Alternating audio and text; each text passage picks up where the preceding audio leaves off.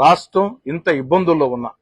ఎందుకంటే గత వైఎస్ఆర్ కాంగ్రెస్ పార్టీ విధానాల్లో రాష్ట్రం ఆర్థికంగా దివాలా తీసిన, రాష్ట్ర ప్రభుత్వ ఖజానాలో డబ్బులు లేకున్నా ముఖ్యమంత్రి చంద్రబాబు నాయుడు గారు తన అపార అనుభవంతో ఈరోజు సంక్షేమ కార్యక్రమాలు కొనసాగిస్తూ, అభివృద్ధి కార్యక్రమాలు కొనసాగిస్తూ ఎన్నికల్లో ఇచ్చిన హామీల్ని ఒక్కొక్కటి నెరవేర్చుకుంటూ వస్తూ, అదేవిధంగా దేశంలో రాజధాని లేని ఆంధ్రప్రదేశ్ కి ఒక అద్భుతమైనటువంటి రాజధాని నిర్మించే విధంగా అమరావతి నిర్మాణాన్ని పరుగులు పెట్టిస్తూ రాష్ట్ర దిశ మార్చే పోలవరం పనులు వేగవంతం చేస్తూ, అన్నిటికీ మించి మన భావితరాలకి, మన బిడ్డలకి ఉద్యోగాలు వచ్చేదానికి పెట్టుబడులు ఆకర్షిస్తూ ఎంతో కష్టపడుతూ ఉన్నారు.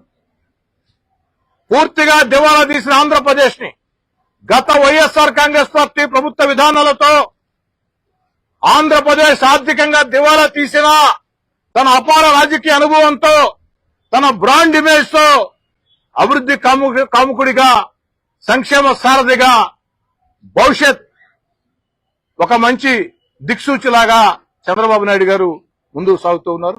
వారికి ప్రజలందరూ ఆశీస్సులు ఇవ్వాలని చెప్పని కోరుకుంటున్నారు.